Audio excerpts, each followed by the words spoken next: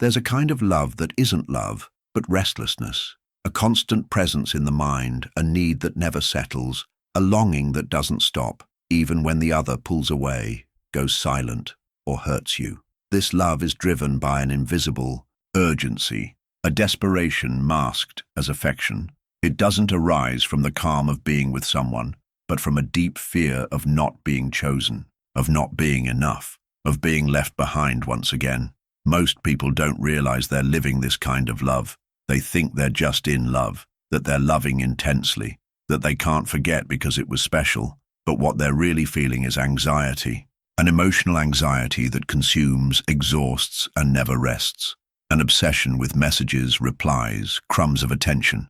And this anxiety, when unrecognized, becomes a pattern, an emotional repetition that shadows relationships like a silent ghost. This urgency for the other is often a direct reflection of early experiences of rejection, abandonment, or deprivation. When as children, love was conditional, when we only received affection if we behaved a certain way, if we were useful, if we didn't bother anyone, we began to believe unconsciously that love must be earned, that we have to chase it, that we have to prove ourselves worthy. And this belief seeps into the body, the gestures, the choices, so we grow up and become adults who confuse effort with love, who think it's normal to always be running after someone, who settle for scraps because they believe that's all they can have. And the cruelest part is that this behavior isn't conscious. It comes from the unconscious. It activates automatically. The presence of someone emotionally unavailable doesn't push us away. It draws us in because it's familiar, because it triggers the wound that was never seen. This type of bond is addictive, and it's addictive not because the love is real, but because the emotional system associates that pain with the feeling of being alive. The pursuit becomes a cycle. The other pulls away, and you chase. The other ignores, and you persist. The other gives little, and you give too much. This creates an imbalance, and that imbalance, as painful as it is, feeds a false sense of movement, of purpose, of fighting for something worthwhile. But love shouldn't be a fight. When you constantly need to prove your worth to someone, there isn't love. It's relational anxiety. It's fear of being rejected again. It's an attempt to rewrite, now as an adult, something left unresolved from the past. You're not fighting for that specific relationship. You're trying to heal an old story. You're trying to do it differently. You're trying to finally be seen, recognized, chosen. But this kind of effort never works, because it stems from a place of scarcity, from you trying to be someone the other will accept, even if it costs you your peace. The more you chase, the more you disconnect from yourself. And the more you disconnect from yourself, the more intense the longing seems for the other to notice you. But what you're seeking isn't the other. It's yourself. It's the unacknowledged part of you. It's the child inside who still waits to be loved, as they always wanted, as they never were. And as long as that wounded child remains in control of your emotions, your relationships will follow the same script, you giving everything, the other giving little, and in the end, you feeling like something in you isn't enough. Emotional anxiety is subtle but devastating. It makes you think it's normal to be restless all the time, that it's romantic to go to extremes, that your inability to walk away from someone who clearly doesn't choose you is a sign of love. But true love begins when the anxiety ends, when silence is bearable, when the other's absence doesn't shatter your inner balance. When you realize that chasing isn't proof of love, but a symptom of pain, that pain has ancient roots, and until it's recognized, the pursuit will continue. Not because you truly love, but because you're trying to fill an emotional void with the presence of someone who can never fill it. The good news is that this cycle can be broken. But the first step is realizing that what you feel might not be love. It might be anxiety you've learned to normalize. And that realization changes everything. Because what begins to shift from, there isn't your urgency to be loved. It's your desire to love yourself with calm, with truth, and with presence. When you say you love someone, what exactly are you feeling? Is it love or is it fear? The answer might not be comfortable, because often what we insist on calling love is actually the rawest expression of our dread of being rejected.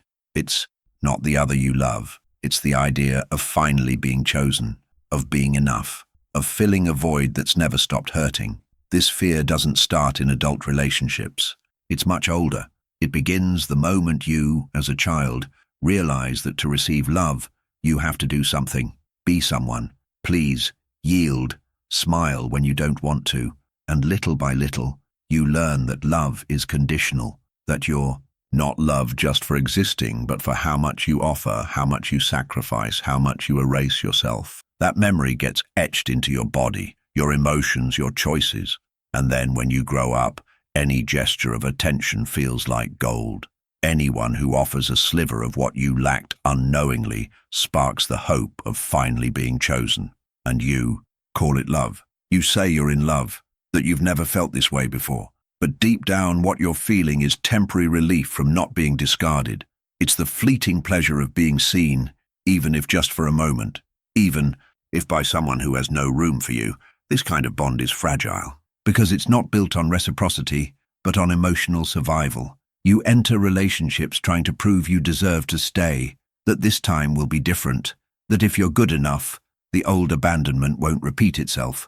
And this desperate attempt to be accepted creates lopsided connections, where you give too much, expect too much, and inevitably get disappointed too much. People confuse love with attachment, with need, with that feeling of not being able to live without the other. But true love doesn't suffocate. It doesn't demand constant proof. It doesn't put you in a position of begging. When you truly love, there's room to breathe, to be, to not have to strive all the time. But when what you feel is fear of not being chosen, you enter a cycle of constant seeking, of demands, of insecurity, and it wears you down, hurts you, exhausts you. The fear of not being chosen turns the other into a distorted mirror. You don't see them as they are. You see a promise of salvation, of wholeness, of security. And so when they pull away or fail to reciprocate, you feel like you're crumbling. Because it's not just a current rejection. It's a replay of every time you felt invisible.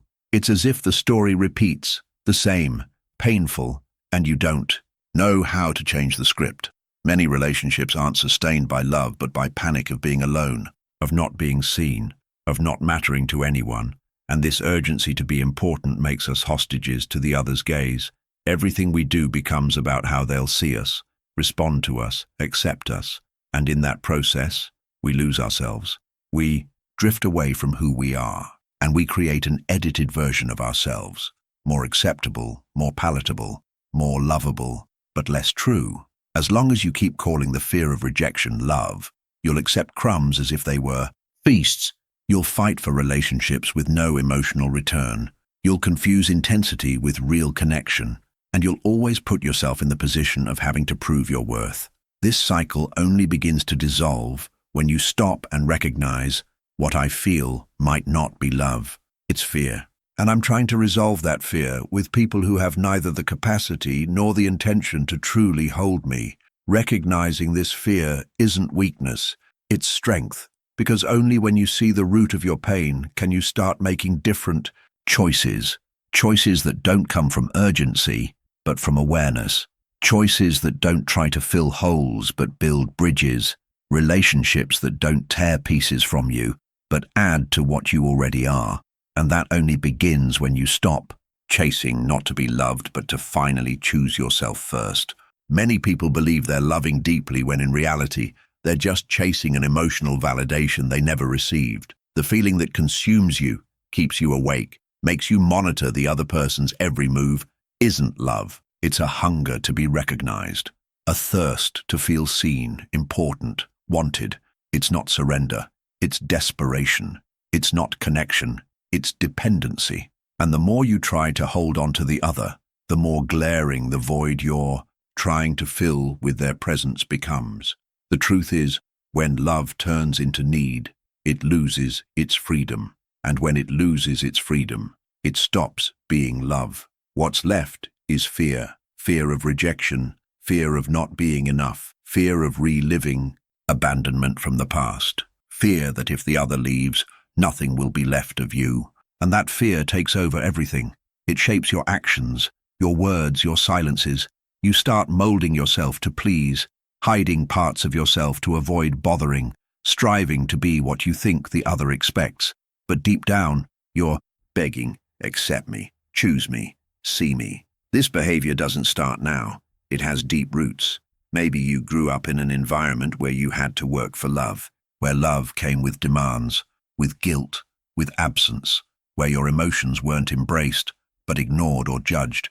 In that setting, you learned that love isn't natural. It's a conquest, a prize for those who try hard. And ever since, loving has become synonymous with losing yourself to please. And the more you repeat this pattern, the further you drift from yourself. You start believing you'll only be worthy of love if you're perfect, if you never mess up, if you're always available. You normalize imbalance, get used to giving a lot and receiving little, and still blame yourself for not being enough. You make excuses for mistreatment. You accept silence as if it's a sign of depth. You convince yourself you love too much, when what's really there is just longing disguised as passion. The desire for emotional approval is so strong that you begin measuring your worth by the other's behavior. A day of attention matters more than your own peace. A replied message becomes a reason for relief. A compliment turns into fuel for another week of effort. And so, you live for the other, as if your self-esteem were in the hands of someone who often doesn't even know what they feel. You become someone who waits, who suffers, who justifies, someone who accepts anything, as long as it's not abandonment. But the abandonment is already happening inside you. Every time you silence yourself to keep someone close, you're betraying yourself. Every time you swallow pain to avoid conflict, you're drifting from yourself. Every time you erase yourself to please, you're reinforcing the idea that you only deserve love if you're less than you are. And that's not loving. That's begging for approval. That's reliving, over and over, the feeling of not being seen when you needed it most. As long as you keep trying to win love through effort, you'll attract relationships that make you fight, that leave you insecure, that confirm, day after day, the sense that love is scarce. But when you start observing yourself honestly, when you realize this cycle of approval reflects what you haven't yet healed, something shifts. You start listening to yourself, seeing yourself, choosing yourself, and that choice, made quietly and consistently, is what begins to end emotional dependency. Because true love doesn't demand proof. It doesn't put you in a position of pleading. It doesn't stem from urgency, but from the peace of being whole. And as long as you're chasing someone's approval, you're moving away from the only approval that truly sets you free, your own. There comes a moment when insisting on the other becomes an act of violence against yourself. And that moment arrives quietly. At first, it feels like just dedication, effort, care. But soon it turns into anguish, constant doubt, an urgency that eats away at your peace. And before you know it, you're chasing, not out of love, but out of fear. And in that movement of seeking someone who doesn't seek you, of persisting with someone who ignores you, something even worse happens. You abandon yourself. Every time you send another message after silence, offer more than you receive, adapt. To fit into the tiny space the other gives you, you leave pieces of yourself behind. Deep down, you know you're disrespecting yourself. You feel you're crossing your own boundaries, but you can't stop, because where love once was, there's now emotional dependency, a need to be chosen that makes you give up on yourself. This pattern doesn't come out of nowhere. It's learned. It stems from an emotional history where your presence might not have been enough to secure affection, where you had to strive to be seen, where your emotional needs were ignored, minimized, or twisted. And in response, you grew up with the idea that you have to chase love, that you have to persist, that you have to earn what should in truth be given freely. The problem is, this race never ends. The more you try to please, the more you feel like you're not enough. And the more you feel not enough, the harder you run. And this constant seeking starts to wear everything down, your self-esteem, your mental health, your vital energy. You start living for the other. Your decisions revolve around their reactions. Your feelings hinge on the attention you get, and in that process, you vanish from yourself. Many people think they're loving when, in reality, they're just avoiding being alone. They're trying to fill an old void with the presence of someone who, most of the time, has neither the interest nor the capacity to hold what you feel. And the more you persist, the deeper that hole gets, because the other doesn't save you. And chasing someone who doesn't choose you only reinforces the message that you have to fight to be loved. When you chase, You're not just seeking the other, you're trying to avoid the discomfort of facing your own loneliness, your own abandonment, the absence that was already there before this person even showed up. You try to escape the silence, the feeling of not being seen. But what you haven't realized yet is that, by doing this, you're reproducing the very pain you fear so much. You're rejecting yourself in the same way you dread being rejected. This act of self-abandonment is so common that for many it feels natural, but it's not. It's a symptom, a clear sign that something in you still believes you have to sacrifice yourself to receive love. And as long as that belief isn't dismantled, you'll keep persisting with those who don't choose you. You'll keep hurting yourself in the name of an affection that never comes. The transformation begins the moment you realize that chasing is a way of leaving yourself behind. That persistence isn't proof of love, but of desperation, and that your presence is worth more than any absence that makes you beg for a response.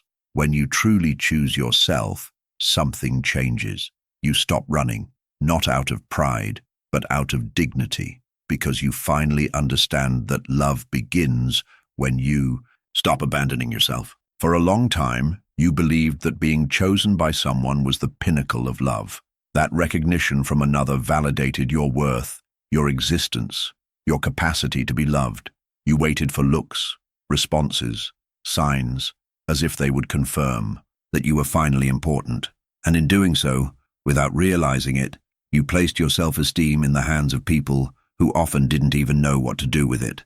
But this waiting comes at a cost. And that cost is you. Because while you live trying to be loved by someone, you forget to love yourself. While you scrutinize the other's every gesture to figure out if you're enough, you stop looking inward. You judge yourself through the eyes of those who don't choose you, compare yourself to people who don't even know your story, mold yourself to fit into a space that wasn't made for you, and in the process you drift further from who you really are. The problem isn't the desire to be loved. That's human. We all want to be seen, held, wanted. The problem is when that desire turns into dependency, when you only feel whole if someone validates you, when you only feel safe if someone wants you, when you only feel good if someone responds to you. At that point, you've stopped living for yourself. You're living to be accepted, and worse, by people who aren't always equipped to truly see you. Carl Jung said that true love begins within. And that's not a cliche, it's a profound process of transformation. When you choose yourself, it's not just a nice gesture, it's a reconstruction. It's looking at your own wounds without expecting someone else to heal them. It's accepting that there are traumas, insecurities, unresolved stories, and still knowing you're worthy of love, starting with your own. Choosing yourself is stepping out of the waiting game. It's stopping living for whoever comes or goes.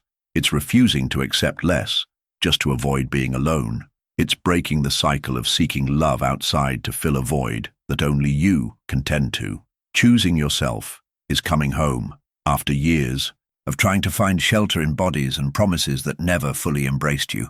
And when you do this, something shifts deeply. You start seeing more clearly. You begin to notice who's truly present and who's just taking up space. You start valuing real connections instead of feeding empty hopes. You begin setting boundaries, and above all, you start demanding respect. Because when you choose yourself, you don't settle for being an option. This doesn't mean you'll stop loving or wanting to be with someone, but it means that if the other doesn't choose to stay, you won't fall apart. You won't beg. You won't shrink, because you already have yourself. And when you have yourself, you don't need to lose yourself to be loved. Choosing yourself is a daily process. It's saying no when you'd rather give in. It's silencing your phone when anxiety screams for a reply. It's walking away from conversations that don't add to you. It's stopping insisting where there's only absence. It's starting over as many times as it takes, until the love you live is no longer a struggle, but a meeting. And from that meeting with yourself, you stop chasing. Because you no longer need to be chosen to feel whole. Because at last you understand that the love that truly transforms is the one that begins within. And it's only when that love is present that you start attracting relationships that don't demand constant effort, but bloom naturally, because you're no longer seeking to be completed. You're ready to share what you've already found. There's a truth you already feel deep down, but avoid facing. When you have to chase someone to be loved, that love was never yours. It might have been desired, projected, dreamed of, but it wasn't given. What you were trying to hold on to wasn't a relationship, but a fantasy. The idea that if you just pushed a little harder, were more understanding, more present, more patient, maybe you'd finally be reciprocated. But that hope kept you trapped. And in that emotional prison, you started confusing crumbs for affection, absence for mystery, coldness for depth. True love doesn't make you run. It doesn't require constant effort to exist. It doesn't put you in a position of proving yourself. It doesn't vanish to test you. True love reveals itself through presence, consistency, reciprocity. But when you're caught in unconscious patterns rooted in childhood, you might not recognize this. You learn that love comes after effort, that it must be earned. And so, you believe chasing is natural, even necessary, but it's not. This pattern of persistence reveals a power dynamic disguised as passion. The more you chase, the more you reinforce the idea that the other has something you don't, that they can give you worth, that they can complete you, but no one has that power. And when you hand it over to someone, you diminish yourself. You let the other dictate the rules of your own value. And that's dangerous, because often those who accept being put in that position also accept being disrespected. They accept silence, coldness, emotional back and forth, all in the name of a feeling that was never real, just projected. And that's when the pain becomes constant. Because the more you try, the less the other offers. The more you give, the less it seems enough. The more you run, the further they drift. And you blame yourself. You believe you're doing something wrong, that you're not pretty enough, interesting enough, strong enough. But the truth is, there's nothing wrong with you. The problem lies in seeking love where it never existed. Real love doesn't hide. It doesn't play games. It doesn't confuse you. It doesn't make you question whether you deserve to be loved. It just happens, because where there's genuine emotional space, affection flows. But when you have to chase, when you have to persist, when you have to humiliate yourself, what you're trying to hold on to is an illusion, a hope that the other will change, that one day they'll see everything you've done for them, that they'll recognize how much you've been there. But love isn't proven through suffering. Love is lived through presence. And every time you persist with someone who doesn't choose to be with you, you're choosing yourself less. You're disrespecting yourself. You're denying yourself the chance to experience something real. You're trading your peace for a conditional, fragile, insecure affection. Recognizing that this love was never yours isn't failure. It's an awakening. It's the moment you stop moving in circles. When you decide to return to yourself. When you understand that deserving love isn't the same as begging for it. And above all, that the love worth having will never make you chase. Because it walks beside you, in the same direction, with the same steps. And when you finally grasp this, you start looking at everything differently. At the silences, the absences, the signs you once ignored. And what used to hurt like rejection begins to feel like protection. You stop calling love what was always just an escape. And then, without rushing, without desperation, you step onto the path of something that doesn't demand effort to keep you, because it recognizes you, without you having to lose yourself. The way you seek love today bears the scars of the love you received or didn't receive in the past. The way you accept so little, justify the other's absence, persist even when there's clearly no reciprocity, didn't start now. It was learned, internalized, shaped in silence, in a phase of life where you had no choice but to absorb. And the most painful lesson many learned without realizing it was this: love comes after waiting, after effort, after absence.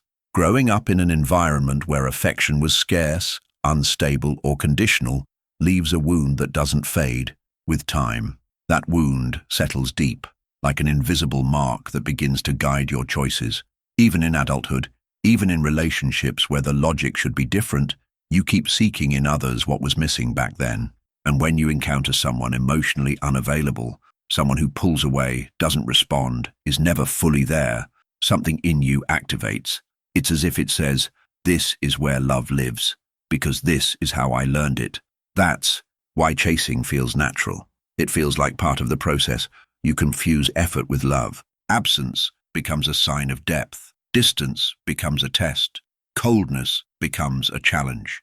Everything that should sound like a warning turns into another attempt to prove you're worthy. You persist, not because you're passionate, but because you're trapped in an old emotional narrative. A story that repeats unconsciously that love must be earned and that you'll only be loved if you're good enough. This narrative makes you accept crumbs as a feast.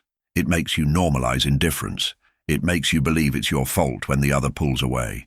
You start adapting, silencing yourself, waiting for messages that don't come, for gestures that don't happen, for a choice that's never made. And in that process, your hope turns into an addiction. Illusion blends with faith, and time passes while you stay stuck in relationships that make you relive the same old pains.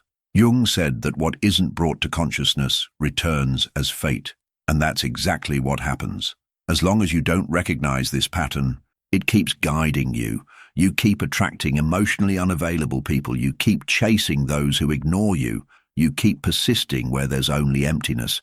And the cruelest part is that, on some level, you know this, but you feel like you can't stop because your unconscious still believes that if it works this time, all the wounds of the past will be healed, but they won't, because those wounds weren't created by this relationship. They were just reactivated. What you're seeking in the other is actually reconciliation with a part of yourself that's been ignored for too long. The child who wasn't heard, the teenager who felt alone, the adult who learned to survive without feeling loved. And it's that reunion that needs to happen, not with the other, but with you. The love that demands constant chasing, endless waiting, and one-sided effort isn't love. It's traumatic repetition. And until you see this, you'll keep calling passion what is really emotional deprivation. You'll keep hurting yourself, thinking it's romantic to suffer for someone. You'll keep accepting so little, thinking it's mature to endure everything in silence. But when you start realizing where this urge to chase comes from, something breaks. And in that break, freedom begins. The freedom to love without losing yourself, to desire without begging, to be with someone not out of fear of absence, but out of a genuine wish to share. And that freedom only emerges when you look at your own story with honesty and decide at last that you won't keep repeating the cycle that taught you to settle for so little. There's a profound confusion that many people carry for years without noticing. They believe they're living intense love stories when, in reality, they're trapped in cycles of emotional pain, relationships marked by absence, insecurity, instability, waiting, suffering, and yet still called love. It's as if the mind learned that what hurts but doesn't leave is a sign of depth, that what leaves you in doubt is truer than what's clear, that pain is part of it, and enduring, it is a sign of loving deeply. But this isn't love. It's emotional survival dressed up as romance. It's attachment to the familiar. It's the repetition of a psychic script you memorized as a child, a script that said you have to endure to be loved. That said the other always comes first. That said pain is a natural part of connection. And so the mind gets used to discomfort. It clings to what hurts. And when it finds someone who causes that same kind of pain, it doesn't pull away, it dives in. Carl Jung said that what's repressed manifests in your choices, what you haven't healed, what you haven't seen, what you haven't understood keeps operating within you. And that's why you keep calling love what makes you sick, because you weren't taught to distinguish care from control, affection from manipulation, presence from possession, because you learned that love is confusing, scarce, uncertain. And so when you find someone who offers exactly that kind of relationship, cold, distant, where you always feel like you have to prove your worth, something in you recognizes it, not as a threat, but as home.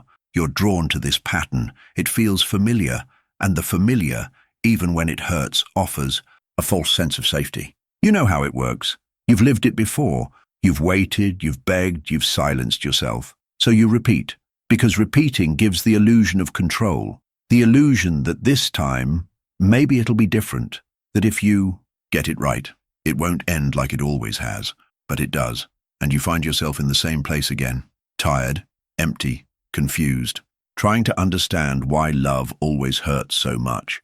The answer is simple but hard to accept, because you're not living love, you're living the cycle of your own pain, and until that cycle is recognized, You'll keep being drawn to relationships that only reinforce what you fear most: being rejected, being ignored, being left, because that's what your unconscious expects, because that's what it learned. And love, to it, became synonymous with effort, with waiting, with absence. Breaking this cycle isn't easy, because it's rooted in experiences that shaped you, but it's possible. And it starts with recognition, with the courageous act of admitting that maybe what you've lived as love so far wasn't love. It was need. It was old pain begging to be healed. It was deprivation masked as devotion. It was fear disguised as attachment. You don't have to stay in that place. Real love doesn't make you doubt yourself. It doesn't put you on constant alert. It doesn't demand that you prove yourself all the time. Real love embraces, sustains, illuminates. But to reach it, you have to stop calling love what only wounds you. You have to unlearn romanticizing pain. You have to understand that always being on the edge of emotional exhaustion isn't a sign of intensity. It's a sign of trauma that hasn't been touched yet. And only when you recognize this do you begin to step out of the cycle. Only then do you start breathing again, looking at your stories with more clarity, seeing the patterns with more compassion, and choosing, at last, relationships that don't bring you to your knees, but let you stay whole. Because love that hurts isn't love, it's repetition. And healing begins when you decide you won't repeat it anymore. Many people believe that what they feel for someone today stems from that current relationship, that this deprivation, this desperate need to be noticed, this urge to be close, comes from the connection with that other person. But it doesn't. The truth is, this sense of emptiness that drives you to chase those who don't choose you has much deeper roots. It's an emotional hunger that didn't start now. It's an old, silent absence that began long before you even knew what love was. It's hard to accept this, but the deprivation moving you today didn't originate in this relationship. It's a reflection of unresolved emotional experiences, of affection that never arrived, of validation that never came, of love that was conditional, delayed, silenced. As a child, perhaps you learned you had to do something to be seen, that you had to earn affection, that you had to behave, stay quiet, adapt to not lose the little love you had, and that shaped how you relate to the world. Today, when someone disappears, doesn't choose you, or doesn't prioritize you, you don't just feel the pain of the current absence. Without realizing it, you feel the pain of the absence from before, the one you couldn't name but that pressed silently on your chest. And that's why you persist so much, because unconsciously you believe that if you can be loved now, maybe you'll finally heal that old pain. Maybe by being enough for this someone, you'll feel whole. But it doesn't happen, because deprivation isn't resolved by the other's presence. It only dissolves with your own. As long as you keep seeking in current relationships a cure for wounds they didn't create, you'll get frustrated. You'll wear yourself out. You'll keep chasing, not because you love too much, but because you feel too little of yourself. Because at some point in life, you lost the connection to your own wholeness, and that's not your fault. It's an emotional survival mechanism. When you grow up feeling you need the other to feel like someone, it's natural to seek them constantly. But at some point, this starts to destroy you, because no one can fill a void they didn't create. Because no external love can heal an internal lack you've never faced head-on. That's why so many people fall for those who don't love them back. Because that ancient emptiness distorts perception. It makes the little seem like a lot. It turns crumbs into a feast. It transforms any attention into hope. But that hope is fragile, and the fall always comes. Because no matter what the other offers, it'll never be enough if you keep expecting them to fill something only you can acknowledge. This old deprivation needs to be heard, not filled. It needs to be embraced, not ignored. It needs to be understood, not projected onto someone who barely sees you.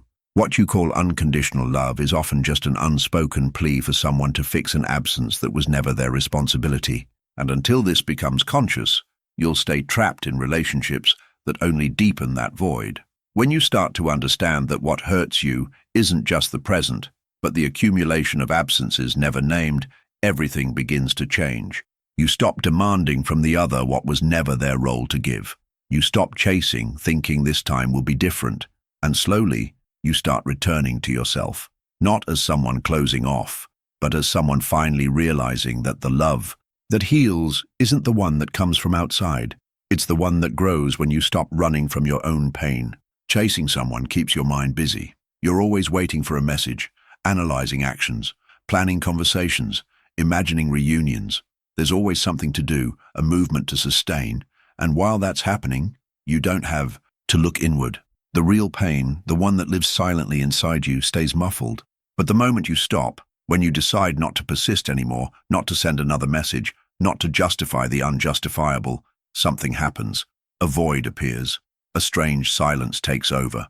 And it's in that space, where there was once noise, that the truth starts to emerge. This void isn't the end, it's the beginning. It's there that the oldest emotions, muffled by the chase, start to surface. The sadness you avoided, the fear you denied, the sense of abandonment you rationalized, all come up, and it hurts. It hurts because for so long you poured your energy into trying to make the other stay, when what you really wanted was to stop feeling that hole inside you, but you have to feel it to move past it. Carl Jung said, "What you resist persists." And that's exactly it. As long as you keep yourself busy chasing someone who doesn't choose you, you don't face what made you believe you need to chase to deserve love. This void that appears when you stop running is the pain of your childhood without comfort, your adolescence without a mirror, your adulthood trying to prove you're lovable.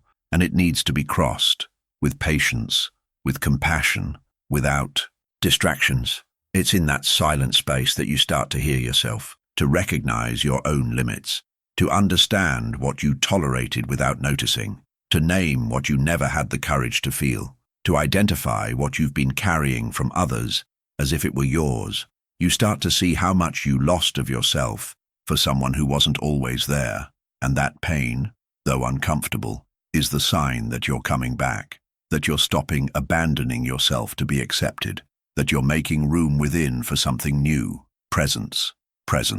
With yourself, with your wounds, your doubts, your insecurities. Everything you tried to heal through the other starts being seen more clearly, not as a problem, but as part of your story. The void doesn't need to be filled right away. It needs to be understood, because within it lies the root of your urge to chase, to prove yourself, to give where there's no reciprocity. And when you look at that void honestly, something starts to shift. You stop settling for less. You realize your worth isn't in how much you endure, but in how much you respect yourself. You start asking if you want to keep repeating old patterns, or if you're finally ready to live something different. And it's at that point, when you bear the silence without running, that healing begins. Not with ready-made formulas, not with pretty phrases, but with the raw truth of your story, your pain, your real need to be seen, first by you. What was once just an automatic motion of chasing now gives way to a meaningful pause. A pause that isn't giving up, but a decision. The decision to stop insisting with those who don't listen, to stop justifying the unjustifiable, to stop shrinking yourself for a love that never came whole. And that decision, as solitary as it may feel, is the first step to stop living for absence and start building a true presence. Yours. After the void reveals itself and you stop filling your life with the presence of those who were never truly there, a new space emerges. It's in that space that something essential starts to happen.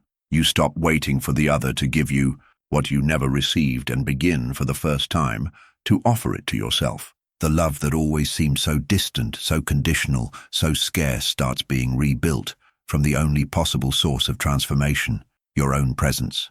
For so long, you sought someone who'd listen to you with patience, look at you with admiration, choose to stay even when you felt hard to love. You dreamed of someone who'd embrace your insecurities without leaving, hold your hand through storms, see your shadows without judgment. And maybe you even found people like that. But feeling unworthy, you sabotaged it. Or, more often, you sought this exactly in those who had no capacity to give it. Jung said that everything you project onto others is really a part of you longing to be integrated. So when you admire someone's confidence, it's because you want to find that confidence in yourself. When you fall for someone's sweetness, it's because you want to embrace your own sensitivity. What enchants you in the other is what your unconscious knows exists in you, but remains blocked. That's why, when you stop chasing and face the silence, you start hearing those forgotten parts of yourself. You begin treating yourself with more patience, caring for your image with more kindness, paying attention to your emotions instead of denying them. You start doing for yourself what you always wanted the other to do. And little by little, deprivation gives way to self-esteem. Desperation gives way to calm. The search for the other gives way to a reunion with yourself. This inner shift changes everything. You stop accepting crumbs. You stop confusing absence with depth. You realize love doesn't hurt. What hurts is trying to fit into someone what you don't give yourself. And when you change how you treat yourself, you change the frequency you emit. Your relationships stop reflecting your lack and start reflecting your presence. You attract people at peace because you no longer radiate scarcity. You connect with those who've chosen themselves too, because now you choose yourself. It's not about becoming perfect before loving or being loved. It's about stepping out of urgency, understanding that true love begins when you stop expecting salvation from the other and commit to your own healing. When you become what you always sought, someone present, affectionate, stable, true, someone who listens, cares, stays. Instead of waiting for this from someone, you become that presence, and everything around you starts to shift, not because you finally found the right one, but because you stopped accepting the wrong. You stopped romanticizing absence. You stopped chasing the shadow of what could be, and you started building within yourself the foundation of what you always deserve to live. The love you seek isn't in the other. It's in the version of you that you haven't yet accessed, the one that chooses to stay not with others but with yourself. When you begin to become what you expected from the other, a quiet, profound change happens within you. It's no longer about finding someone to complete you, but about living the wholeness you've rebuilt, step by step, with effort and awareness. It's no longer about clamoring for attention, but knowing your existence has value, even if no one's looking. Love, at last, stops being a prize to win and becomes a daily choice, yours. This is where the search ends. Not because you found a happy ending like in the movies, but because you stopped seeking in the other what was missing in you. You stopped begging for affection, hoping to be seen, pleading for messages that don't come. You realize the other's silence isn't about your lack of worth, but their own absence within themselves, and that no true presence can be built on the insecurity of needing to be chosen to feel alive. You no longer close cycles expecting a return. You no longer wait for explanations from those too cowardly to stay. You no longer feed expectations in people too shallow to connect, because now you know the love that stays is the one you sustain within, and any other that comes from outside, if it doesn't add, isn't missed. Carl Jung said, the journey of individuation, this path back to yourself, is long, solitary and deep, but it's the only one that frees us from blindly repeating the patterns we inherited. When you realize you've spent years relating from your wounds, you start forgiving yourself.